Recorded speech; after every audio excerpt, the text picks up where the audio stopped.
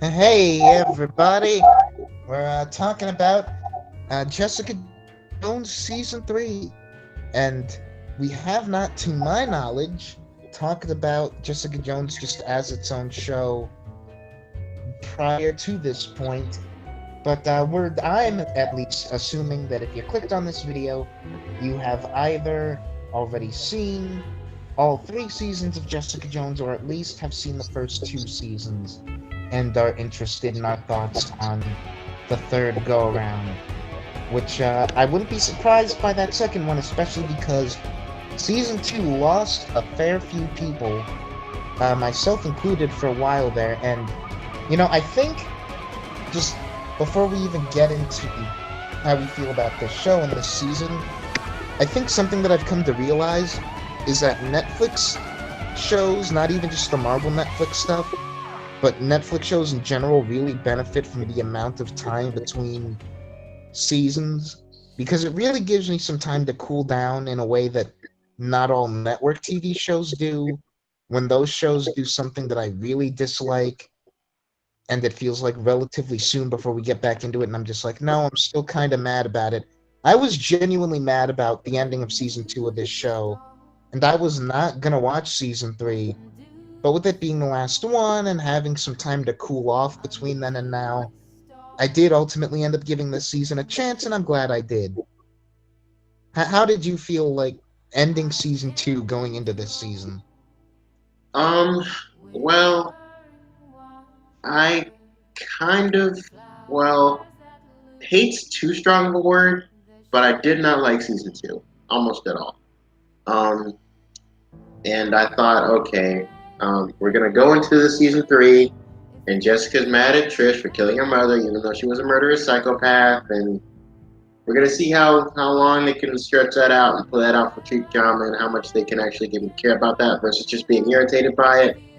But I wasn't like my expectations were not super high, um, but I was hopeful it would at least be better than season two, and it definitely was. It wasn't nearly as much of a slog. I do still have my fair share of complaints.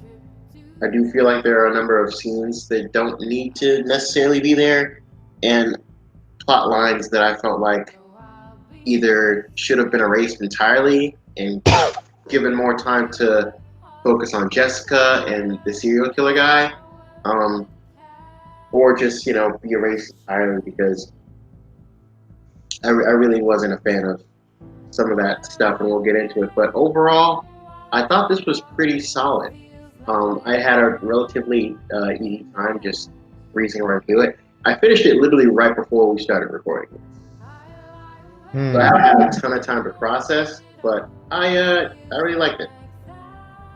Yeah. Yeah.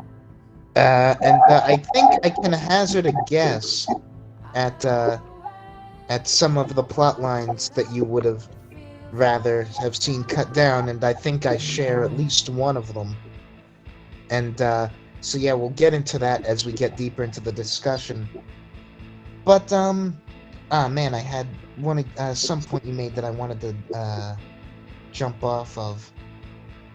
But I don't know. Let's just start with just general positive, negative. I really enjoyed this season.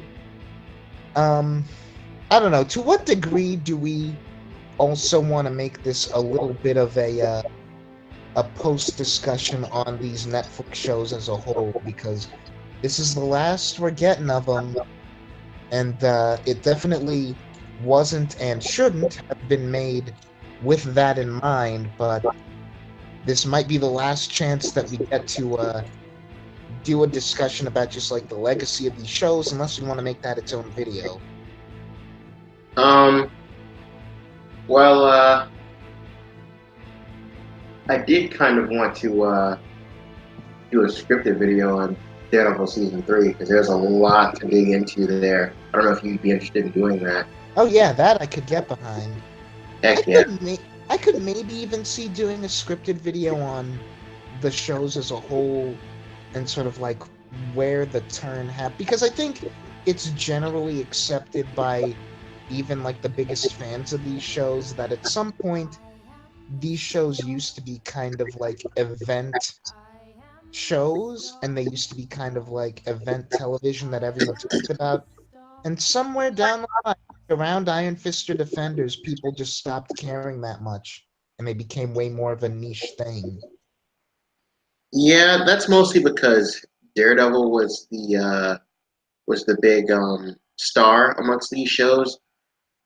I never really heard, aside from this show, weirdly enough, I never really got, well, and somewhat with Luke Cage, but the other shows aside from Daredevil never really got the chatter that Daredevil did. Yeah, that's what I mean as far as like the turning point being Iron Fist and Defenders, because I feel like season one of Jessica Jones and season two of Luke Cage weren't, I mean, not season two, season one of Luke Cage.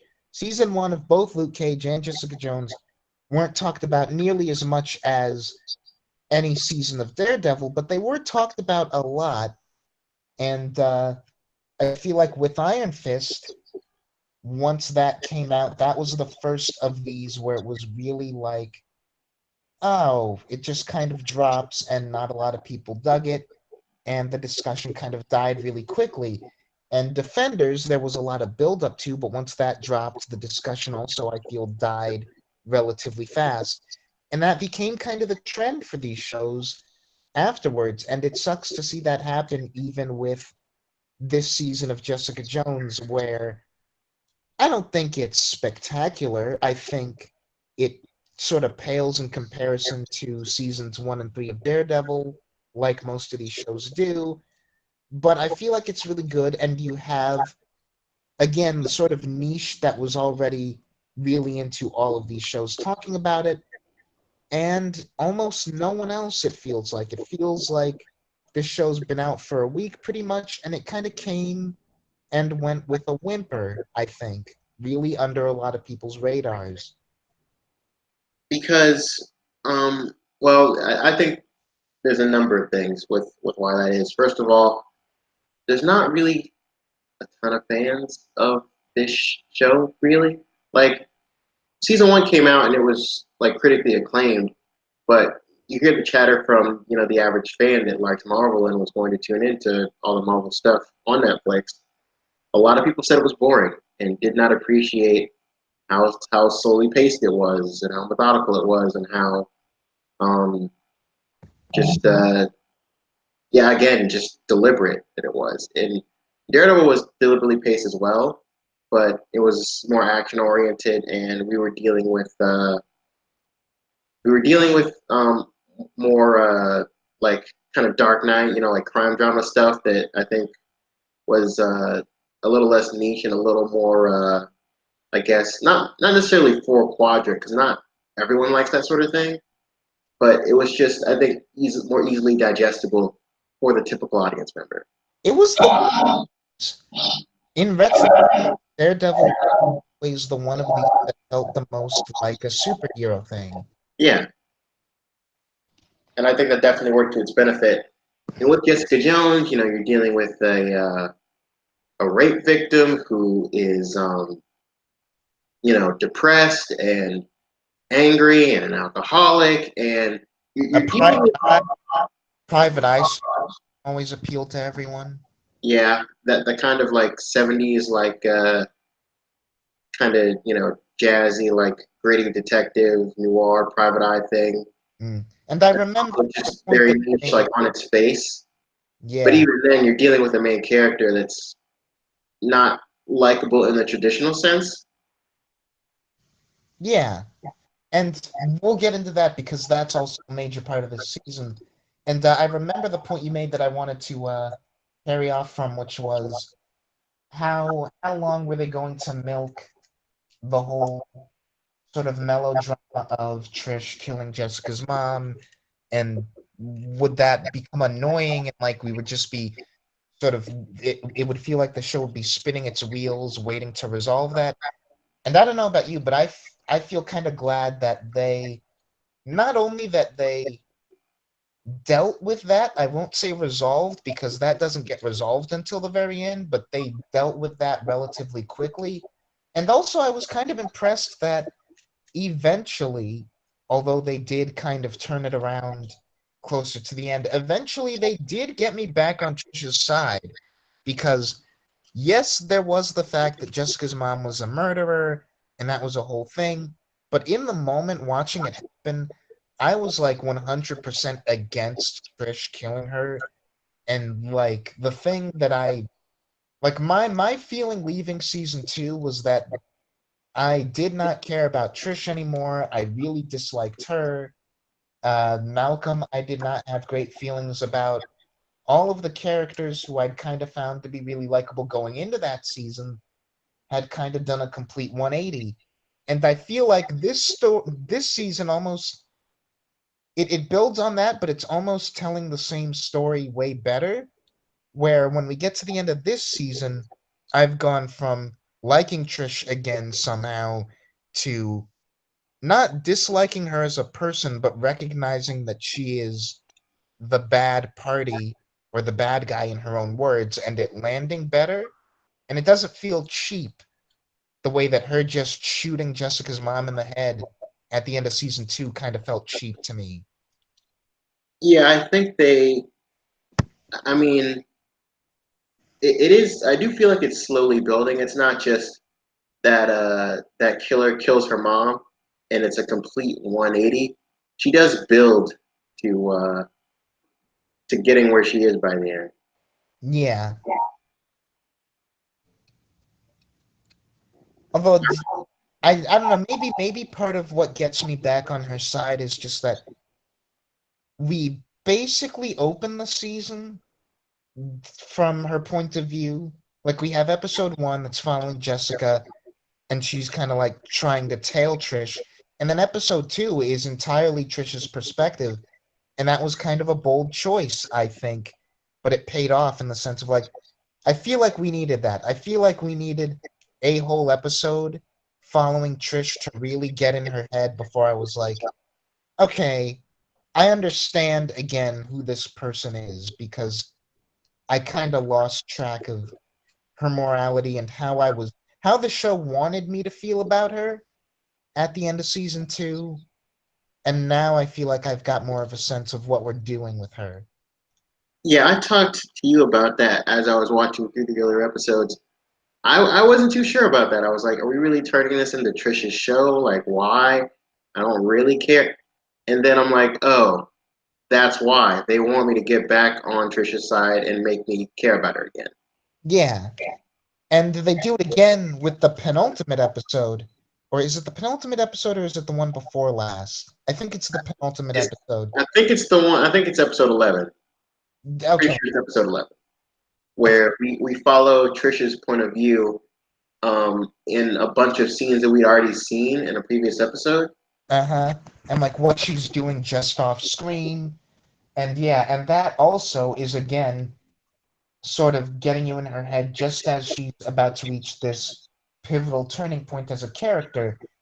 And I don't know, parts of this feel like maybe the writers or whoever decided to make that call looked back at season two and the reaction to it and realized that maybe something like that is necessary before we sort of have Trish make a major character decision like that.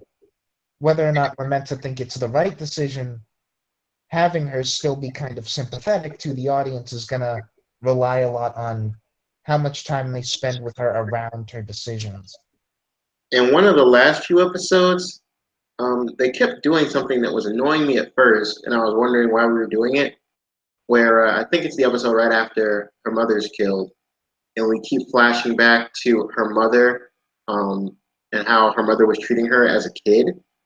Yeah, And then they tie it up. Well, not tie it up, but they make that come full circle when she starts referencing all those phrases and those mentalities that her mother kind of like beat into her and pushed into her as a child, and have got her to to where she is. She she refuses to that whole thing about her refusing to accept failure. yeah, the whole I've got this thing. Yeah, And that's great because it doesn't what keeps it from feeling forced is that that's always been Trisha's character like from the word go, like the very beginning of season one, that's been who she is. Like this real desperate to be self-sufficient and sort of capitalize on her own abilities type person. And that those sort of flashbacks help make like season one up to season two up to now all feel like we really have been watching the same person. And in a sad way, it makes her downfall feel kind of inevitable, where like that attitude taken to an extreme was always going to lead her here. Yeah, I think that's definitely the idea. And it also, this season, since just we're talking about those flashbacks, this season, really the whole cast, minus one kind of major exception who we'll talk about, kind of made all of the major characters feel sympathetic and understandable in a way that they hadn't entirely in season two. And the whole season is about what it means to be a good person, or are actions all good or all bad, and are any of these characters good people, and directly asking that question to each of them and seeing how they react. And one of them that I was most surprised by was Dorothy, their mom, where it's like I spend the first season and a half, I want to say, or maybe even just the full first two seasons of the show, finding her to be this really flat, insufferable character, and she is that way on purpose. And then for a lot of this season, I'm finding her really entertaining and even kind of likable. And episode seven, I want to say, is the one where she dies. Throughout that whole episode, she's really kind of her best self. And it's the closest that the three of them get to having a healthy dynamic when everything is kind of out in the open. And then they kill her, and I feel really bad about it. And I'm like, wow, I never thought I would feel this bad to see this character go. And then we do the flashback thing. It's like, oh no, like she may not have hit Trish or anything, but she was a textbook abusive mother.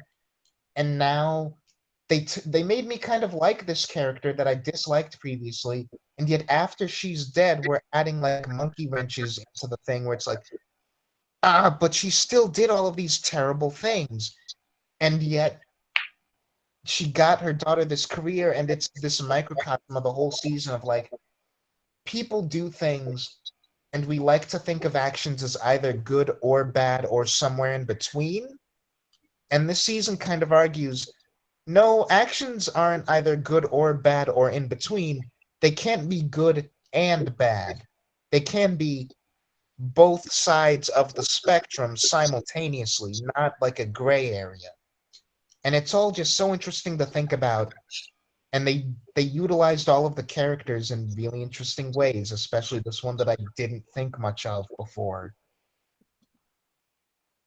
Yeah, I really liked the new character they introduced, Eric, I think his name is. Eric is great. Yeah, man, he's got this really kind of dry charisma. Well, maybe dry charisma is not the word. He's got like a little bit of a dry wit. And he's Yeah. got this kind of like subtle charisma. Yeah, and just like he is he's really great because he does feel like a fully developed three-dimensional character and not just like a story device. And yet at the same time, he is a really effective story device as far as the question is, and the series is all about good and bad.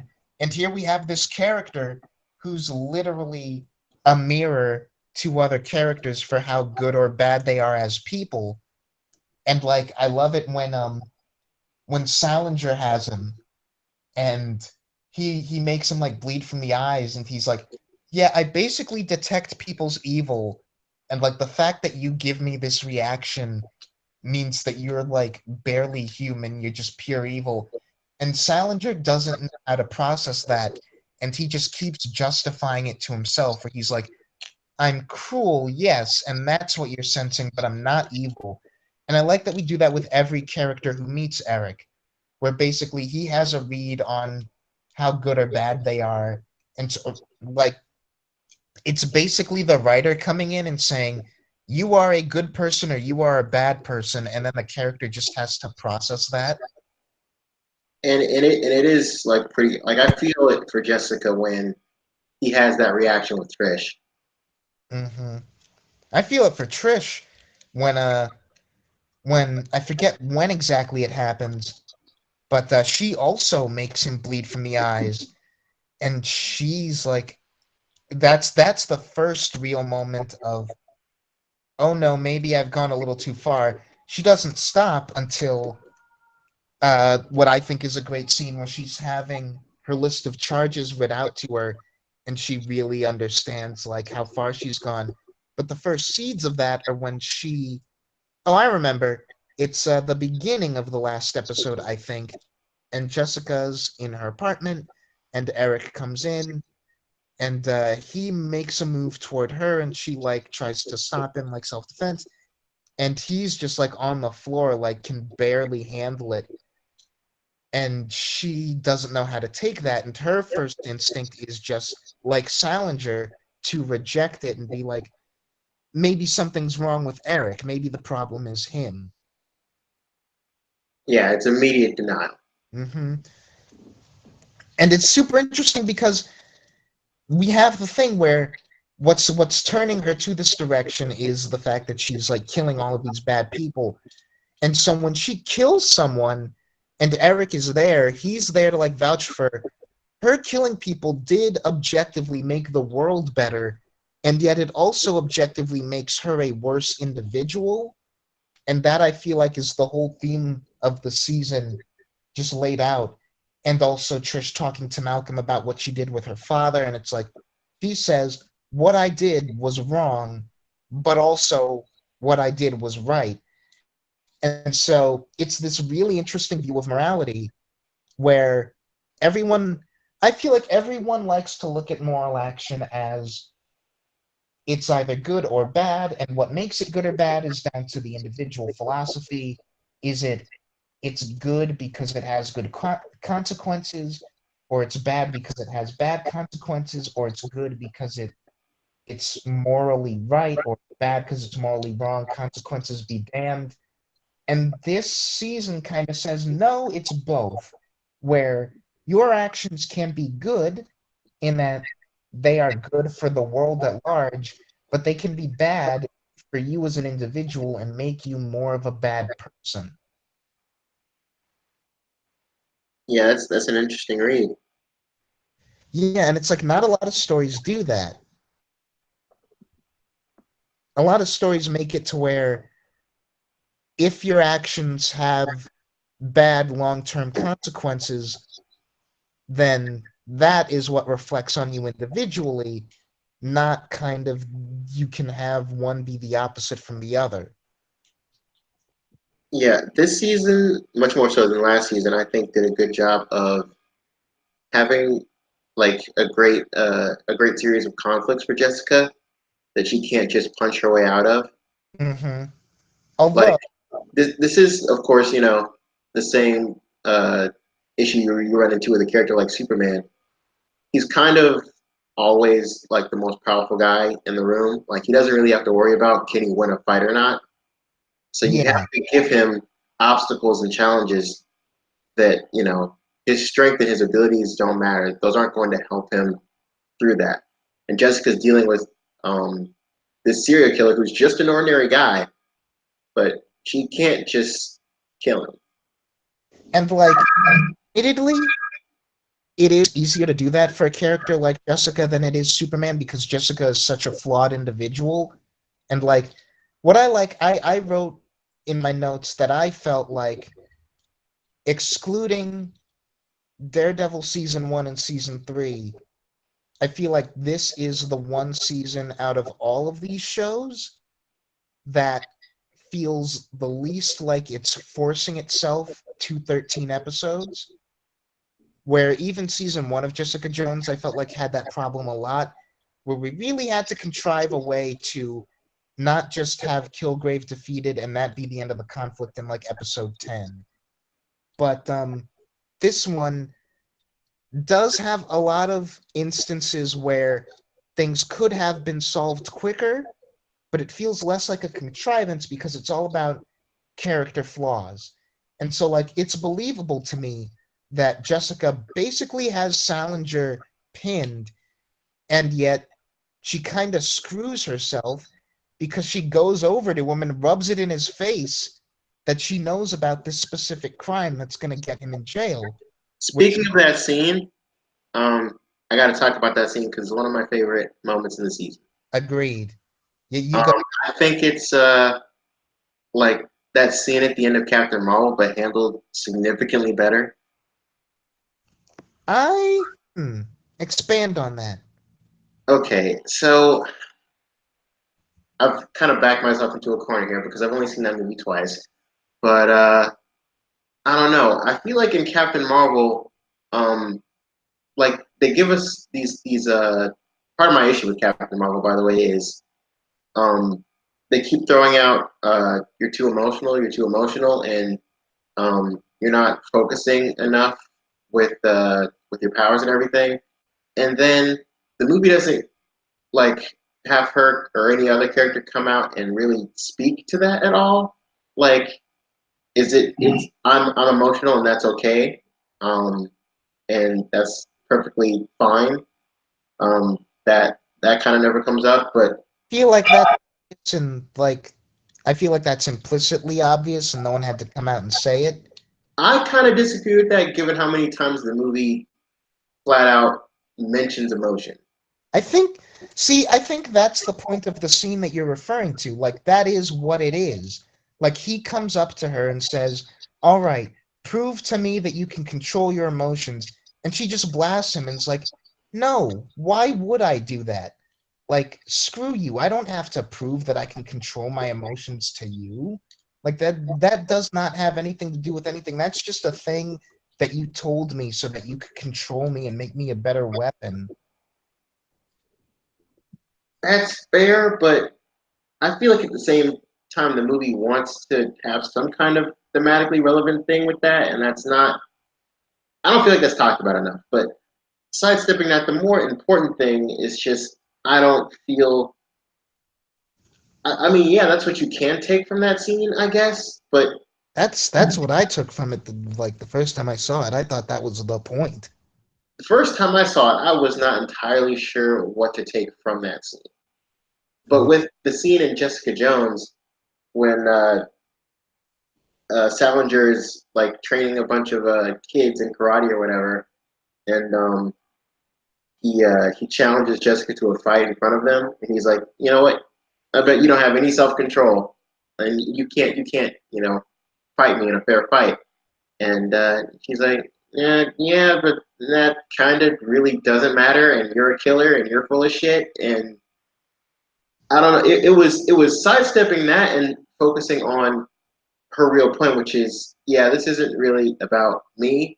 This is about you. You're a killer and a liar, and you're hiding behind these kids right now, and it kind of doesn't matter, and I'm going to take you down. That was basically the whole point of that scene. Like, I am who I am, and I don't need to prove anything to a psycho murderer who's lying to himself and everyone else. Hmm. I that there. I didn't take that as being the point of that scene.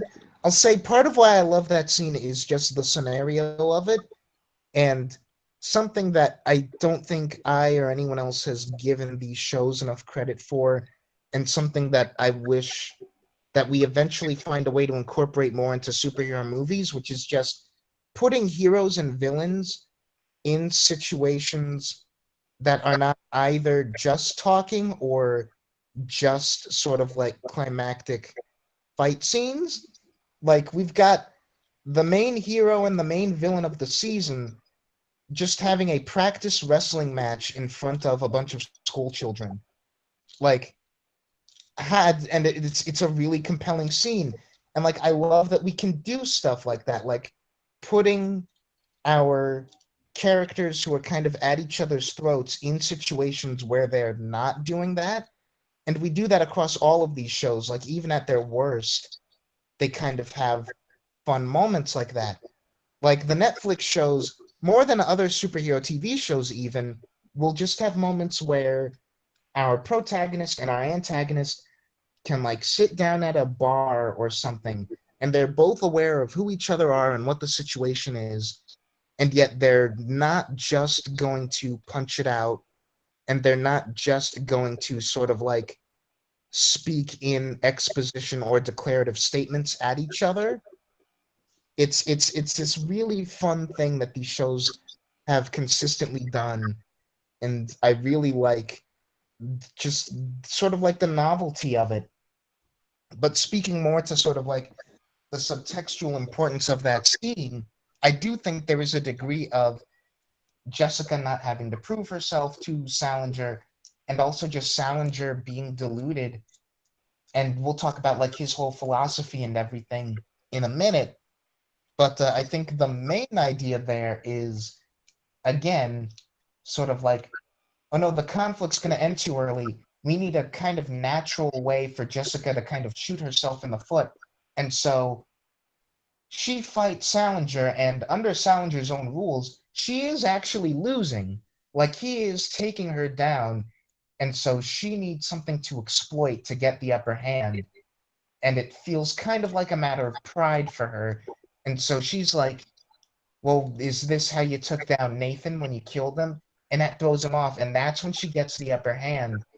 And so, just so that she can kind of quote unquote win that moment, she gives Salinger like a clue as to how to stop being taken down long term.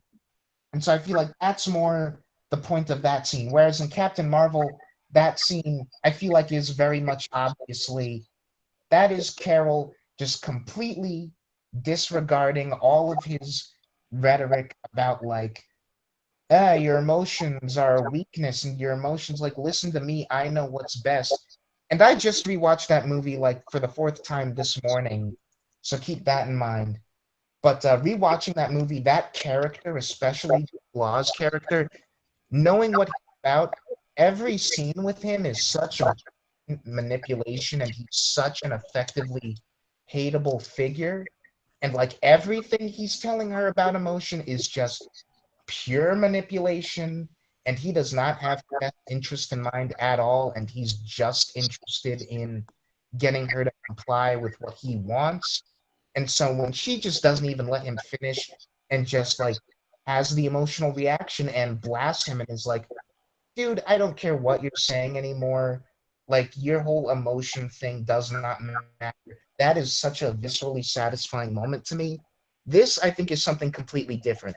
That, for Carol, in that movie, is a win, and it is like the long-term win that she needed and that the movie was building to. For Jessica, she wanted a win in the moment, and she caved to her emotions in the bad way, where she really did put her emotions before what needed to be done, so that she could basically like gloat to this guy's face like, haha, I got you, I won. And in doing that, she lost. That's true. I guess me just being a little more overtly cynical, I kind of enjoy just how flawed Jessica is and what that moment leads to. Mm-hmm. And like, I don't want to be, because I don't want to make this also a Captain Marvel discussion, because we're talking about Jessica Jones here, and Captain Marvel is time to discuss that is past or later, but whatever. But I still think Carol is a flawed character, and that came out more for me on this viewing than it did before. But we can talk about that later. Okay. I do want to get some of my biggest criticisms about this season out of the way. Okay, I'm gonna hazard a guess and say it's either Malcolm or Jerry. It's not really Malcolm. It's definitely a lot more Jerry. Okay, let's talk about Jerry. I kind of hate all that. All of that has until the last 4 to 5 episodes has almost nothing to do with what's going on with Jessica or Salinger or really anything. It's just its own lingering plot line in this show that I don't need or care about, and it's not compelling enough to even warrant my attention or my time. I'm amazed at how, like, it seems like the one way in which these writers never learn is with this character. Because I recently went back to the Geek Evolution discussion of Jessica Jones season 1, and even that early, they're discussing in that podcast kind of like how it feels like the reason that we even have the whole divorce subplot with Jerry is just so that we can then use that to justify her doing plot stuff that extends the season, where like She's again, literally just like the lingering plot device that they'll occasionally use. yeah, specifically for the same reason, because again, in season 1 we have Kilgrave pretty much caught, and so the way that we get him out of that is with Jerry, and she needs the villain of the season to still be running around for personal gain reasons, where she will help Kilgrave and Kilgrave will help her with her divorce stuff. And here, it's the same thing again. She helps Salinger, and only for like an episode, she turns back around against Salinger, or like her loyalty to Salinger is lost fairly quickly. But she goes on Salinger's side just because like she needs some clout and stuff.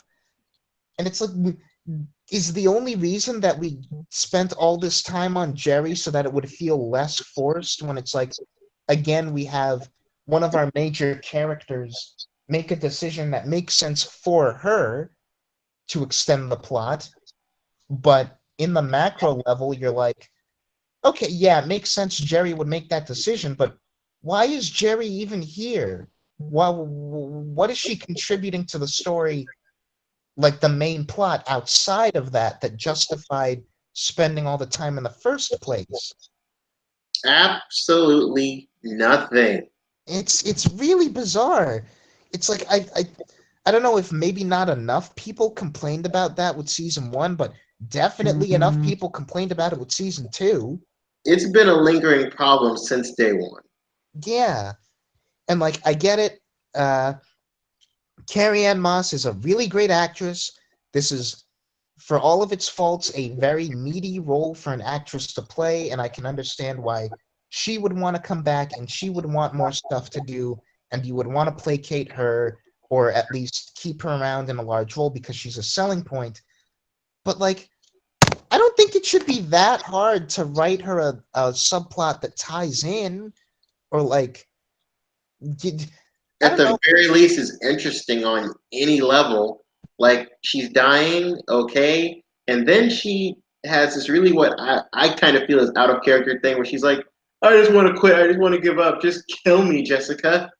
She has that moment, I think, either in the first or second episode of the season, and then we quickly 180 that, and she's like, okay, I'm determined. I'm gonna have this great law firm, even though I'm dying, and I'm gonna leave behind this great legacy. And then I'm going to try to get back together with this old flame that I I did dirty back in the day, but I really love her for reasons, and I'm gonna tell her that I cheated on her even while I was with her, and I was a horrible person, but I'm not now because I don't want to admit that I am, even though I am. It's awful. That, specifically the first bit of her wanting to die, that I think works in a vacuum, as far as like the problem is the immediate 180. Like coming off of season 2, I buy that that character is maybe in a place where they're just kind of done. And again, she does say, I don't want to die right now, but I can feel like the moment is coming, and I want to have someone on hand who can do this for me so that I don't just like die to the disease. That I buy. It's everything that comes after that where you're right, where it's like, okay, nope, change my mind. I'm gonna I'm gonna just double down on like pushing everybody away, because what really matters is my legacy, and screw everything else. And like, Except this random woman from her past.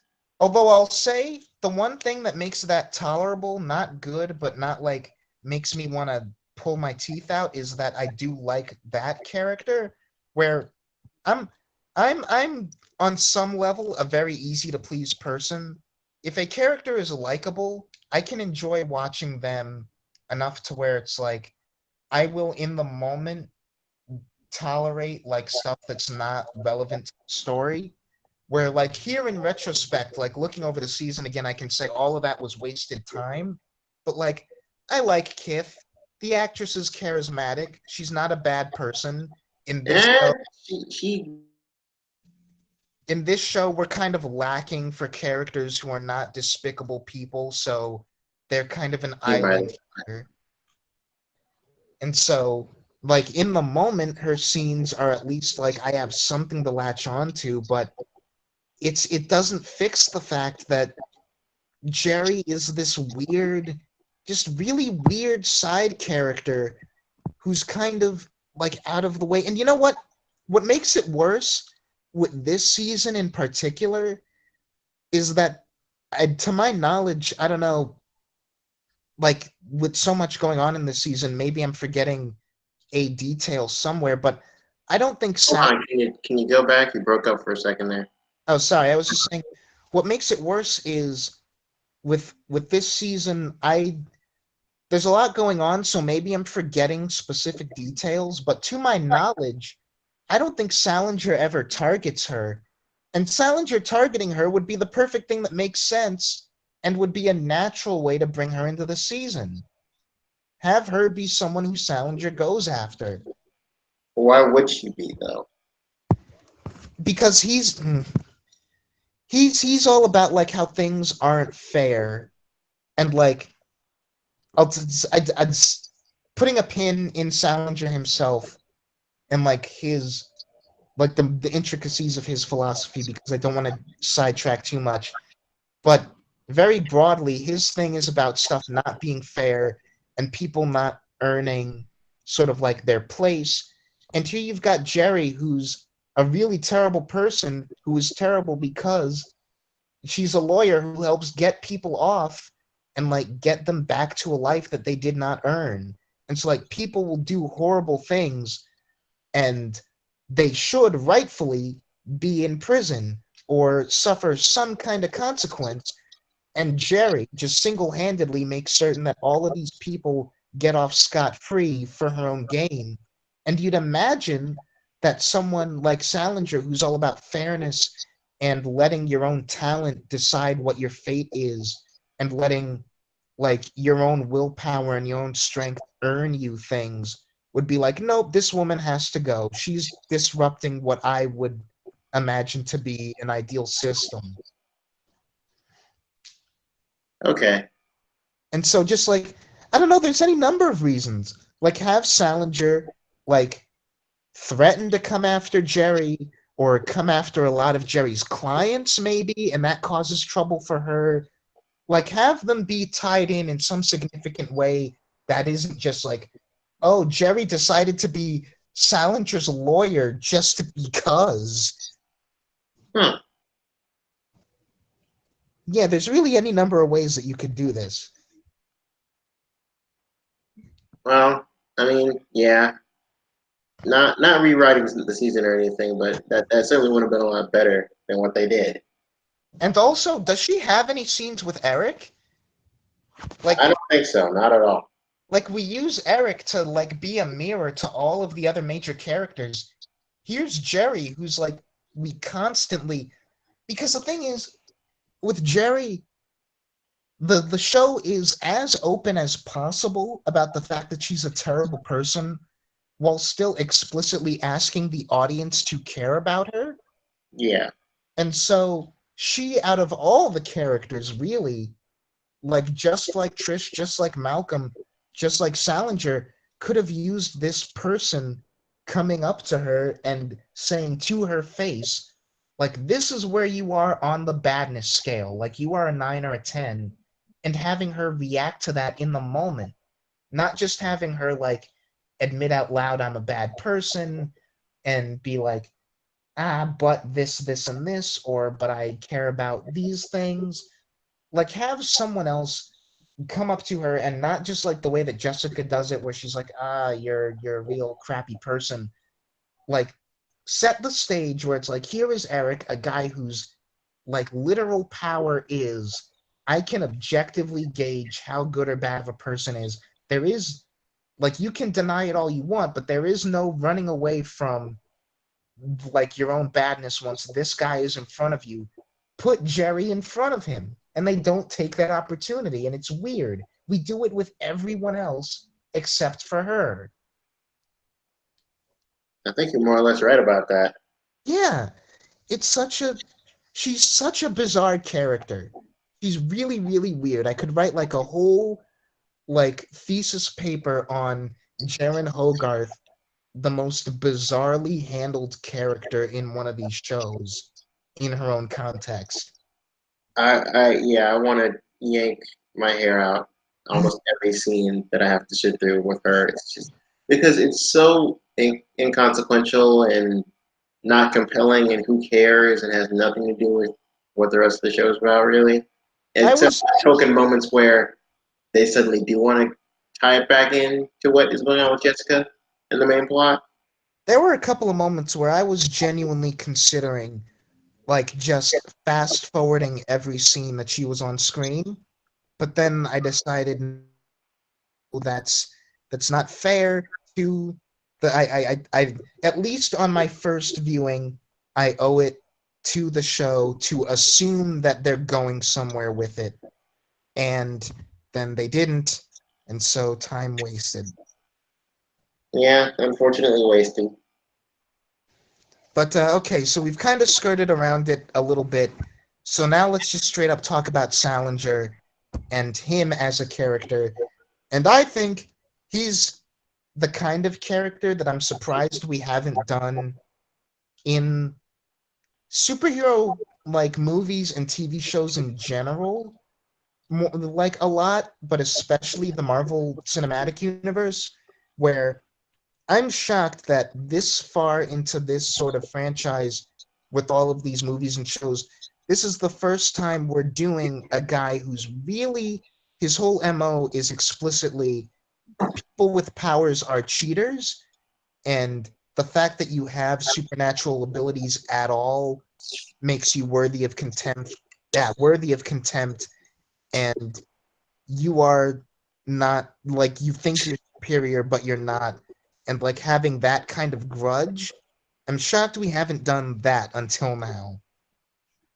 Yeah, it's the closest we've ever gotten to the whole like mutant prejudice thing with X-Men. Yeah. And like even that is kind of a different thing where it's just like on some level it is you have powers and that's weird, but also like the thing within the comics and the TV shows and the movies, the implicit thing with the X-Men has always been not necessarily that you're powerful, but also you're just different. And Yeah, so, it's more of an allegory for, racial prejudice. yeah, here it's not even an allegory. Here it's just a guy who's like, superpowers are wrong by virtue of being superpowers.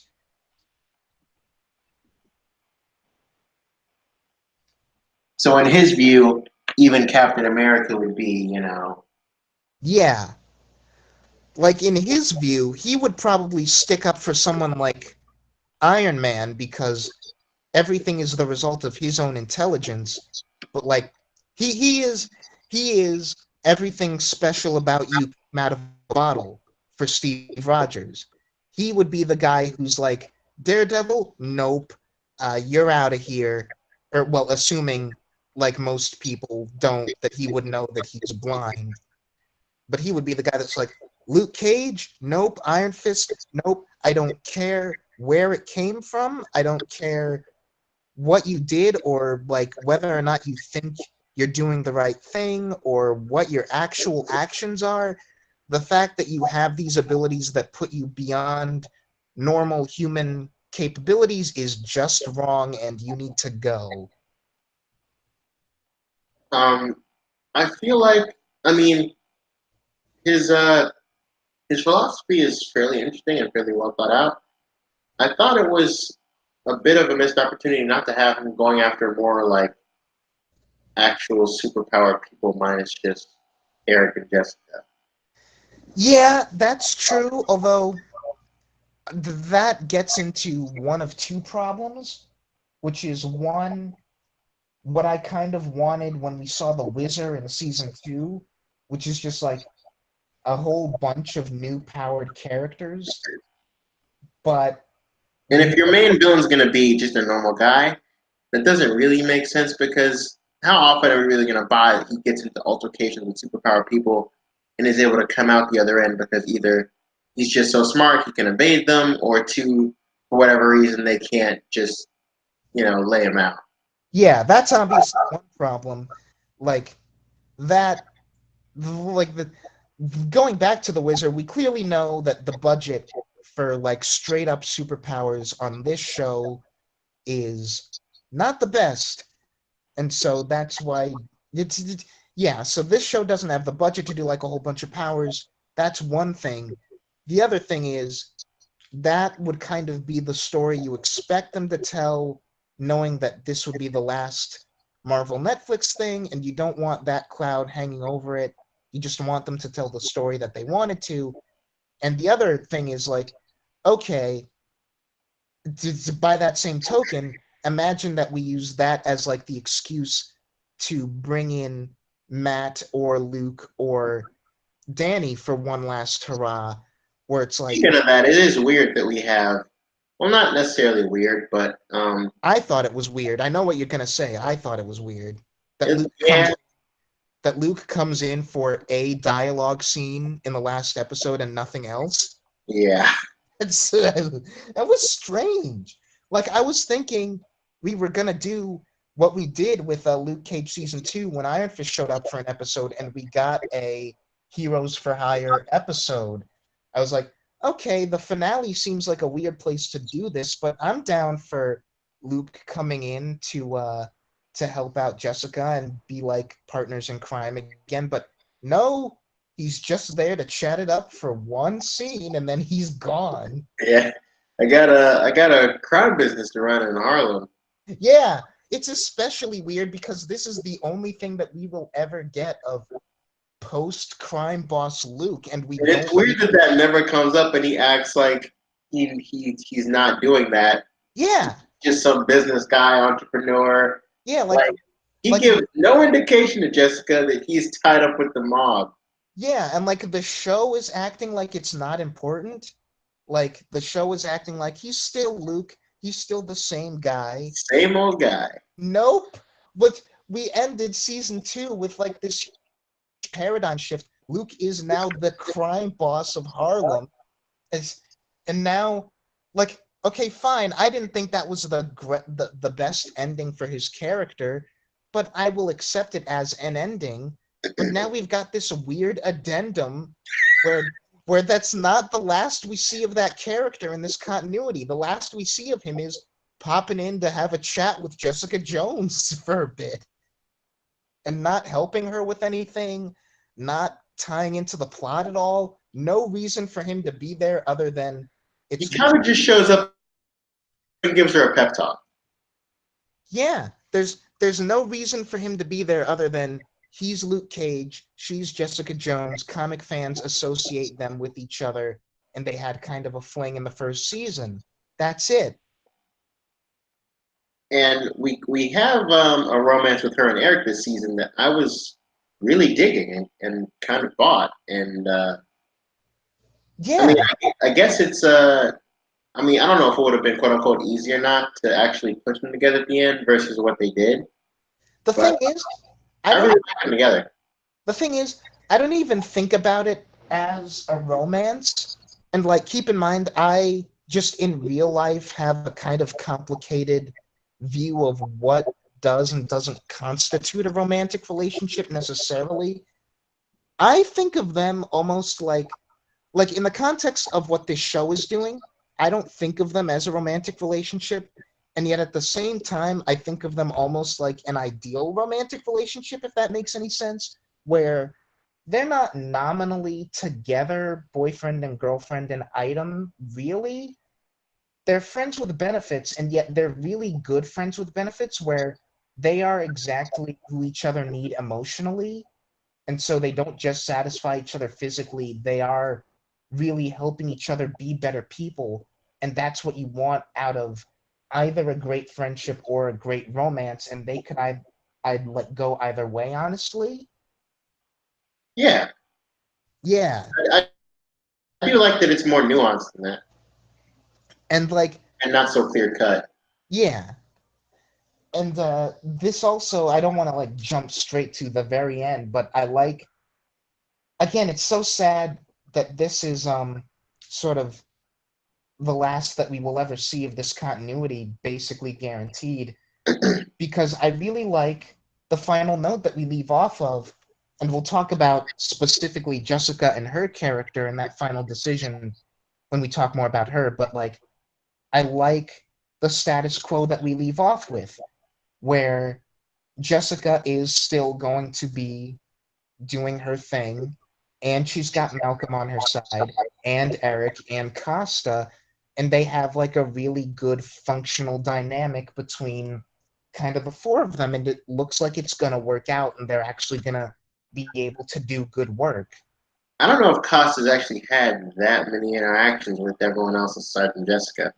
No, but like the way that we leave it off with like she sets up a meeting between he and Eric and is like, the implication is Eric is going to be like the friend on the force who's going to point out the bad people to Costa, and Costa is going to be able to do digging into those people. And like, I like that setup. And I also I really like Costa as a character. Like, I wasn't sure how I felt about him as like the sort of new guy for season 2, but like, he's really cool. I like him a lot. I don't feel too strongly about him, but yeah, I like the ending fine. It's weird to me. Well, it was kind of weird to me how that scene is played because like, and I also wasn't too sure that I liked the Kilgrave thing.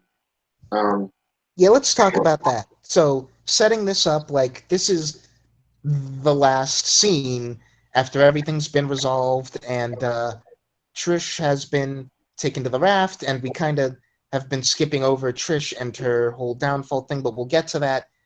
And everything's kind of like, because the thing is, we really set it up, and like we really sort of, the show is really making it seem like Jessica's going to go through with just leaving, because she leaves the keys to Alias with Malcolm. She she basically sets up Eric as like the guy who's going to help out the police on her behalf, and she's at the station and she's getting ready to go. She's got the ticket in front of her, and then the Kilgrave thing happens, and so you can go into that. okay, so we see the purple light cast over her, and we hear his voice. I can't. I'm not entirely sure what he says. I think he says something along the lines of, "You're really going to give up so easily, Jessica?" No. He's like encouraging her. He's not saying like, "Are you really gonna give in?" He's like encouraging her to give in. He's like, "Yes, Jessica, do it. Give up." And then she turns around and smiles, and it's just I don't know. It plays really weird. Like she just turns around and smiles, and we just linger on her smiling for like 15 seconds, It's and then not that long. it's pretty long. And then she like we zoom out, and then she walks away. I like that she's deciding, you know what, screw that. That's who I am. I'm gonna keep doing it. But I don't know. That scene just plays slightly weird because of It how. is a little weird, but I do think something very specific is happening there. Or what I think is happening is the guy, the ticket holder, like slides for the ticket, and his hand just happens to pass under this like purple fluorescent light. And I think that light is diegetic. I think in the scene that fluorescent light actually is purple, and I think that like triggers Jessica. I think just the color purple like triggers her and makes her think about Kilgrave and what Kilgrave would want her to do, which is give up and quit and like just not keep trying to be a hero because he kind of broke that part of her. But she's like in an act of defiance, like, no. And so you can argue that's like a contrivance, like a serious contrivance, like just how much of a coincidence that is. But I do think that's one of those like Jessica had her mind set on like giving up and like it's someone else's problem now, and just by complete cosmic coincidence gets like psychologically triggered into thinking about Kilgrave, and that changes her mind. Yeah, I like what it's saying. Like, I got all of that from that scene. It played weird because of how they chose to shot it, and she's just weirdly just smiling, and we're just lingering on her smiling for so long. But yeah, I like what it is saying. I'm glad that we didn't like feel the need to like have David Tennant stand behind her to deliver that dialogue. Yeah, no. The color purple is associated enough with that character that we get it. Yeah, that's a big thing that a lot of genre shows would do that I cannot freaking stand when we do either unnecessary flashbacks or hallucinations to a character that we've already seen die. I hate it when we do Mm, that. We did yeah. it a number of times in season two, and it was starting to grate on me. Like, okay, we get it. You guys want to keep using David Tennant because he's such a popular actor, and he was everyone's favorite thing about season one. And But let's be real, like regardless of how well that works, he is kind of one of the most entertaining things about season two. fair enough. I just Doesn't justify the decision to do that, but it was kind of a breath of fresh air to see him again, honestly, after that season had already been pretty much a slog. I don't know. I mean, I guess yeah. I don't fault you for enjoying his scenes in isolation, but that's a big no-no for me. I think that. Especially since the way that that episode ends, or like the way that like the last time we see that hallucination is really strange, and I don't think entirely makes sense. I don't know. Like, that's we didn't talk about season two, but that's a season two discussion where like that episode really handles him weird. We're like, yes, it's great that he's back and he's like injecting some life into the season, but like when it ends and Jessica and him like smile at each other, and that's like the last we see of him, and it's like he's proud of her or something, and she's like almost grateful to to him. I don't know. That's super weird. Yeah. But Um, yeah, I want to talk about Malcolm. let's. So apparently, I mean, I don't know if I can really glean this based on the discussion we've had so far, but I don't really have a problem with Malcolm. I'm assuming you do. Wait, you kind of cut out at the last bit. Assume what? I don't really like. I would assume that you have a bit of a problem with Malcolm, but I do not. I actually really liked him, and I thought he was perfectly fine this season. I don't Um, have a problem with him as a character. I actually enjoy him as a presence a lot this season. I was expecting you to have an issue with like the whole Barry thing and how that is debatably kind of pointless. are you talking about uh, Eric's sister? Yeah, Oh, and just um, how the whole thing between the two of them doesn't really contribute to anything. no. I wish. Yeah, I agree with you there. Like, you have him dating this black chick who's also at Jerry's firm, and then that's Zaya, awesome. And like she, I mean, he eventually cheats on her with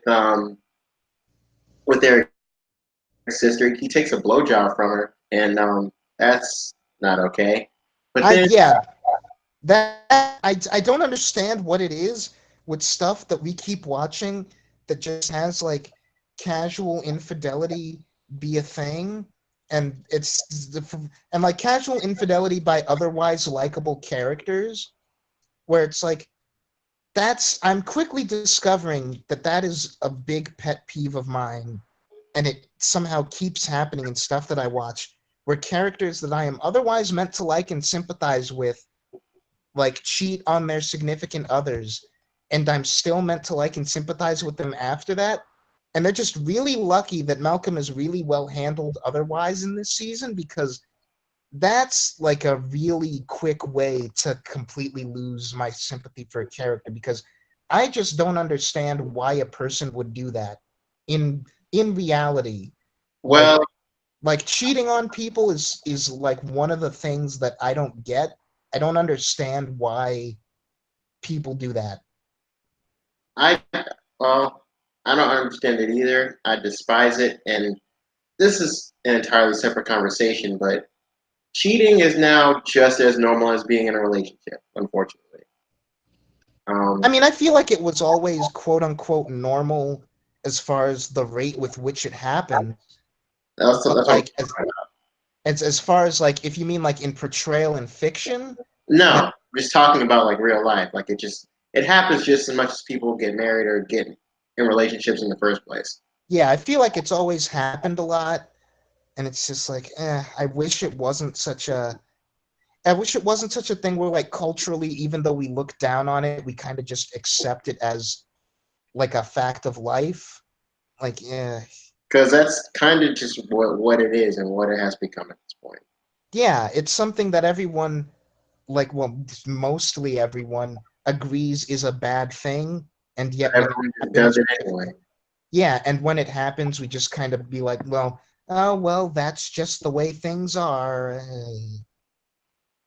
But with Malcolm, I don't even find myself hating him because of that. Mainly because for other reasons, he's not even happy with the relationship that he's in, and um, he does feel a tremendous amount of guilt about that and talks about that.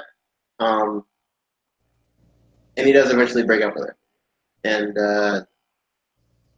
as far as like him, like Eric's sister, like showing back up and then staying at his place, I wish we did more with her and she was a little more involved, um, so that I actually would care about them more.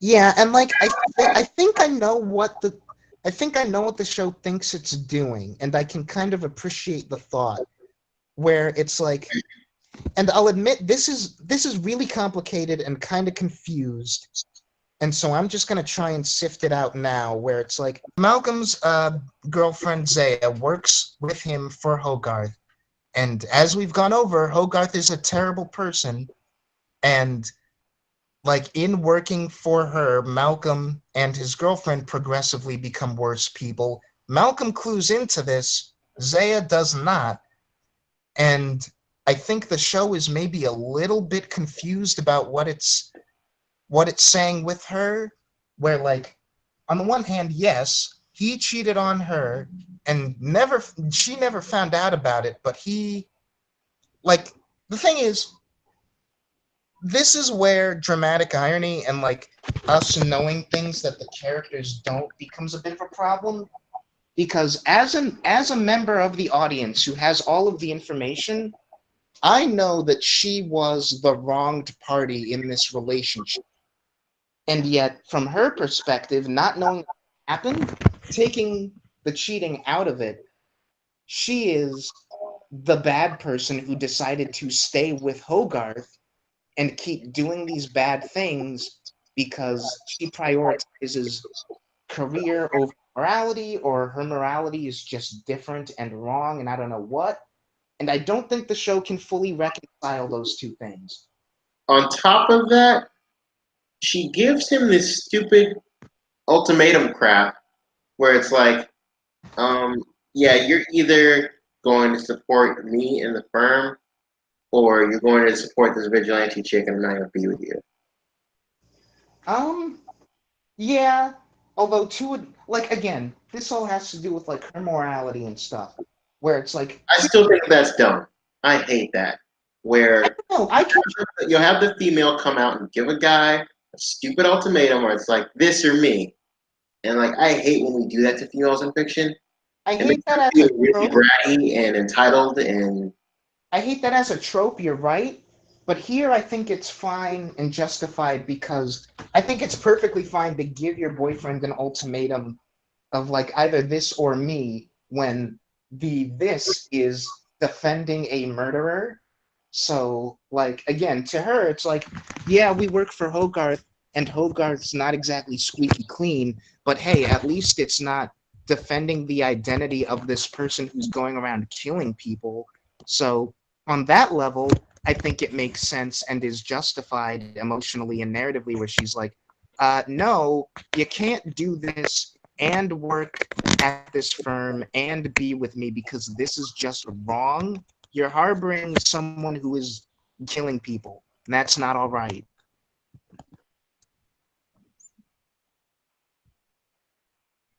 I don't know.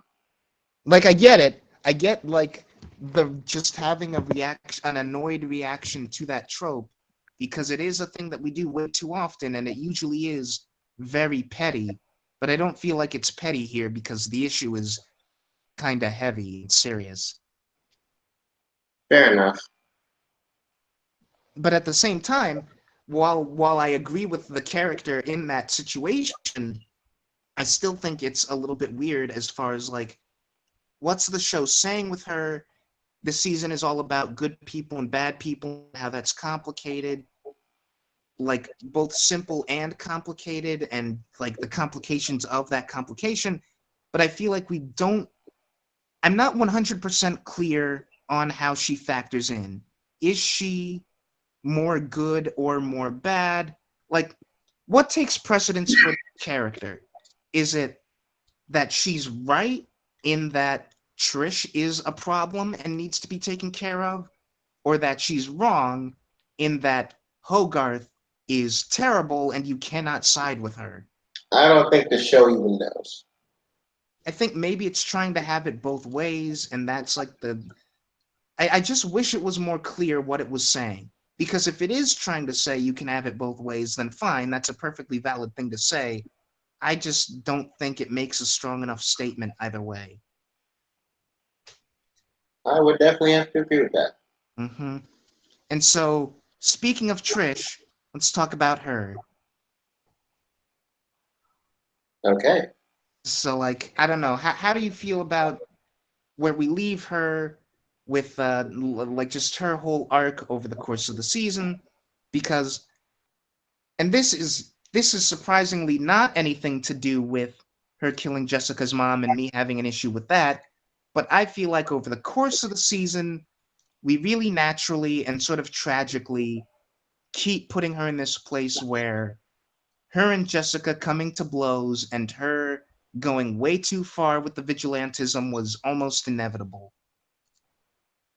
Uh, yeah. I didn't know they'd take it like that far until her mother gets killed. After that, I'm like, okay, we're gonna take Trish Dark. But like I I didn't feel super strongly about what they were doing with Trish. I did like that they as you said, not resolved, but dealt with the fact that he killed Jessica's mother, and like they were finally able to have a functioning relationship again. That slowly but surely almost got back to where it was, you Yeah. know, where it's like they could work together and like help each other, try to solve Jessica's cases, and they weren't like at each other's throats or Trish constantly trying to reach out to Jessica, but Jessica just shooing her away. Yeah. Yeah, we got away from that really quickly, and I really appreciated that. Yeah, I really how we really didn't linger on that too much. Like, had it gone on for one more episode than it did, I probably would have been fed up with it. But I feel like we took just the right amount of time of like the two of them acting independently of each other and kind of uh, crossing swords at different points before they eventually decided, now this is stupid. We're better as a team, and like I can kind of find it in me to forgive you. Well, actually, I think it's interesting because I gotta look through my notes here, but like in the episode where they actually do finally decide to just put it all behind them and like come back together, they don't actually apologize and forgive each other. What they say is, Trish says, "I wish I didn't kill your mom." Not an apology, Jessica says, I wish he wasn't a mass murderer. Not a statement of forgiveness, but understanding. To where it's like, Trish does not regret the decision to kill a killer, but she regrets the impact that that had on her and Jessica's relationship. And Jessica does not forgive her necessarily, but she understands why she did it. And in a situation that's complicated, that's maybe the closest the two of them can get to forgiveness. Jessica especially. Mm-hmm. And like, I like the kind of like razor's edge that their relationship is on.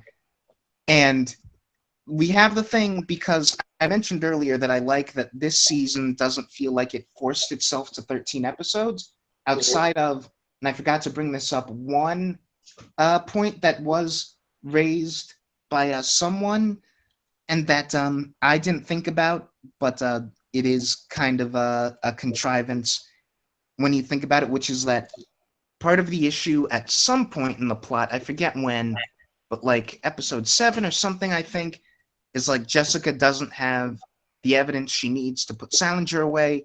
No, she does.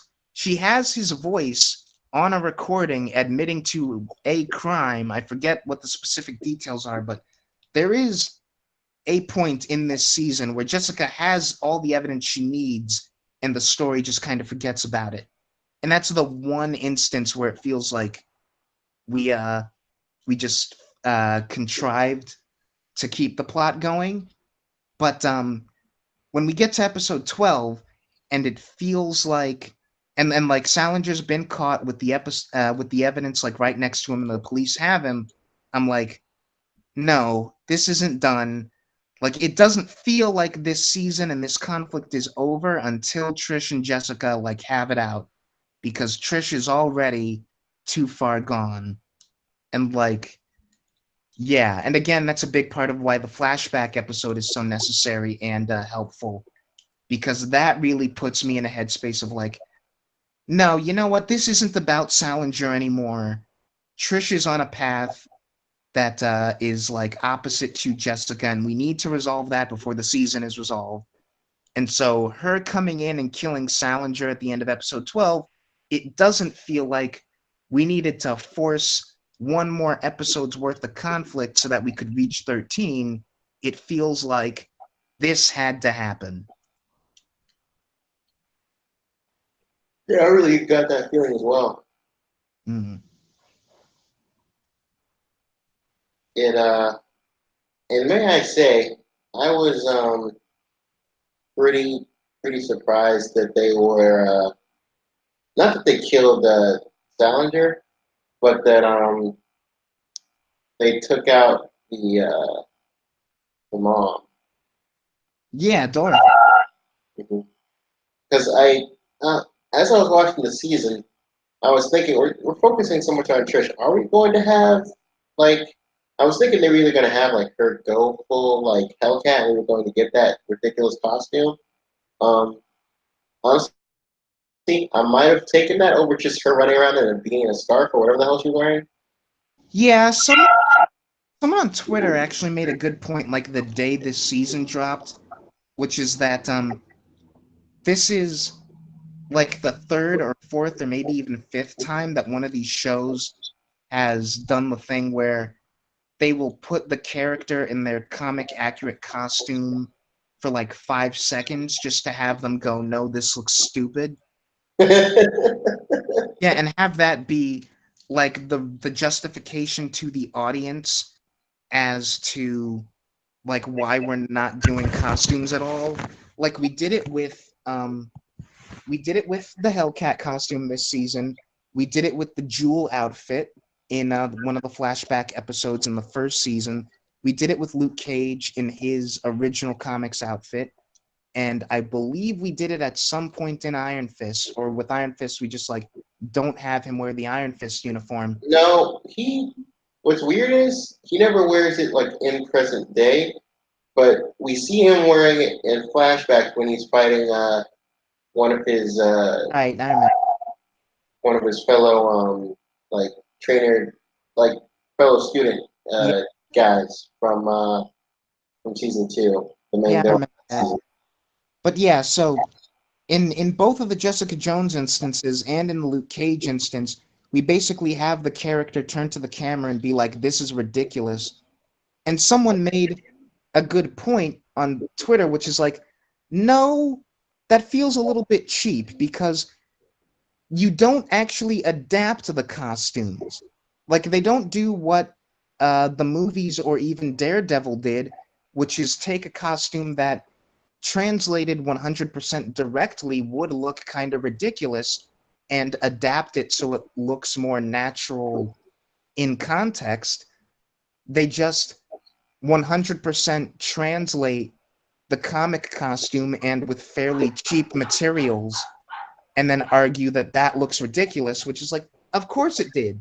You didn't you you took like cheap costuming materials and didn't bother to like evolve the look at all from just like 100% straight out of the comics. Well, of course you're not going to do that for Jessica's costume because one, she's not actually a superhero and she's not going to wear that in present day. And Right. by extension, which is my second point, she's not going to be in the costume all that long.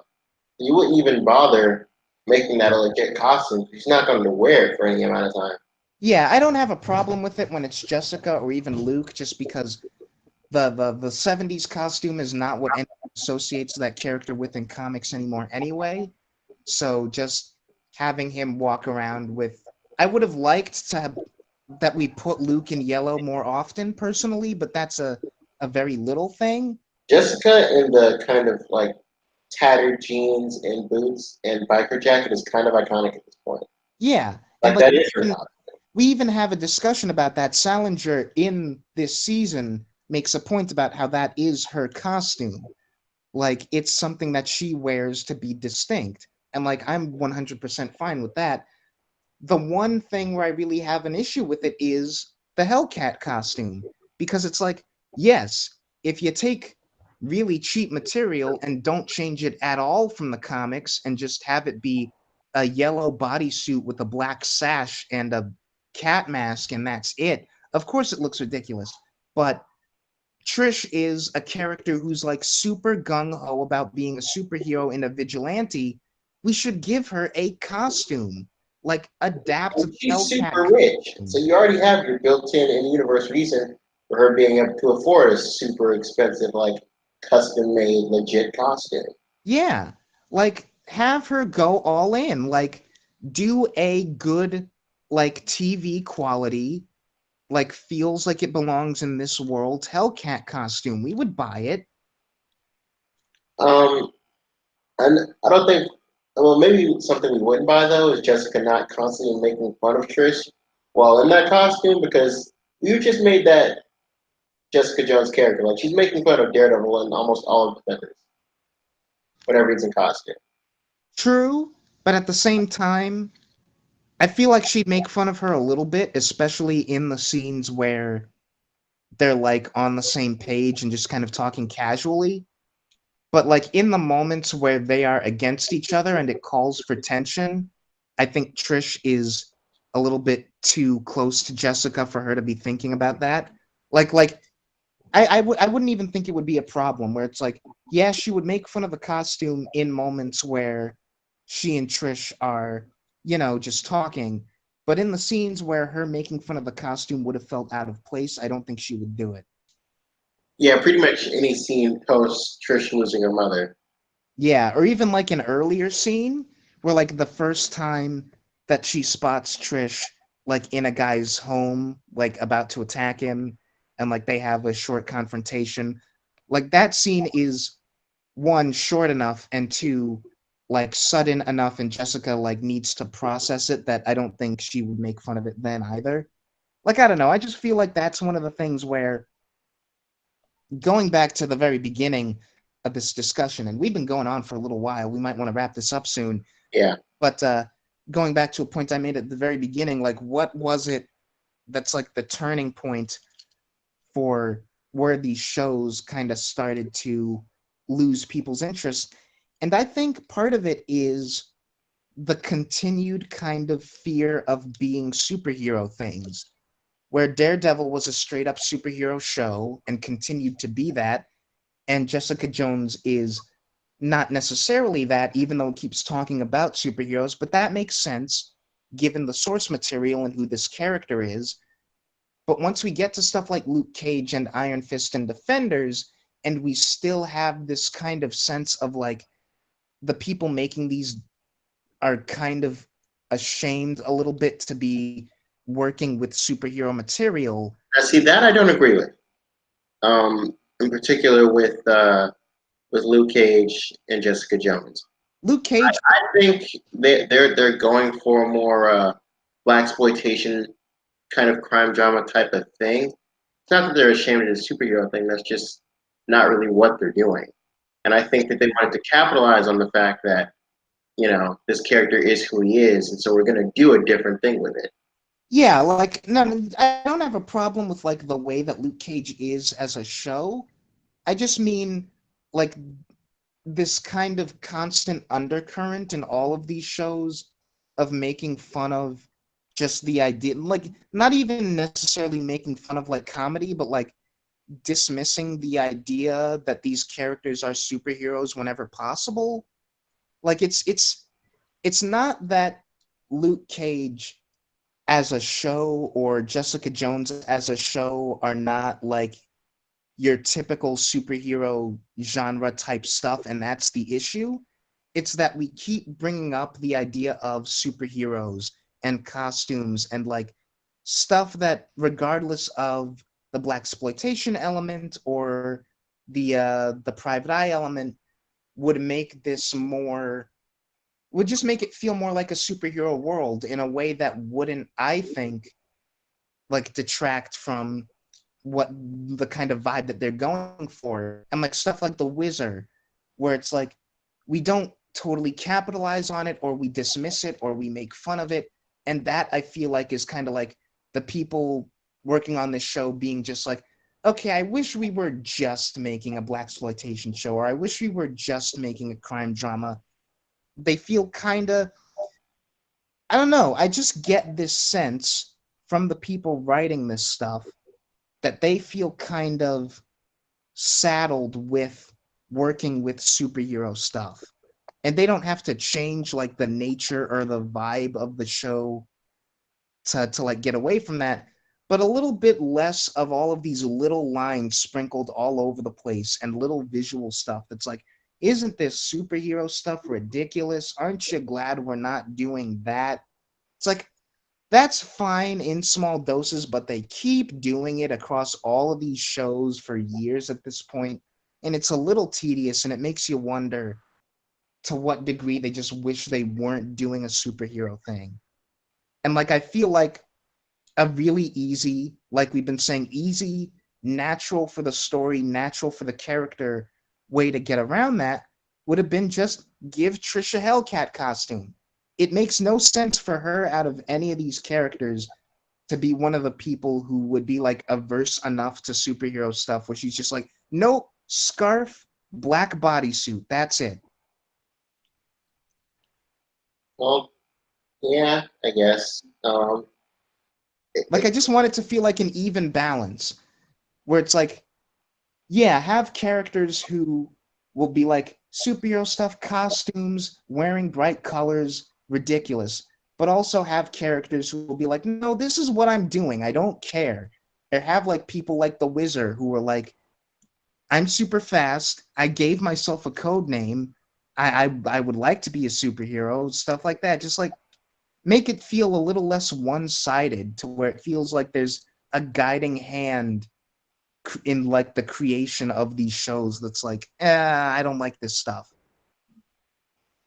well, Jessica continues to be a consistently well written and compelling character, and I'm fully invested every time she's on screen. I love Kristen Ritter. I think she's great. She's, Um, she's so good. Like she's really this good this character is one of the best things to come out of these shows, I think. for sure. Yeah, the show itself may not be particularly strong on the whole, but she's always been a bright spot for me. Yeah. She's the best. But yeah, I don't know. Well, I think we pretty much hit on all the points we needed or wanted to hit on. Uh, yeah.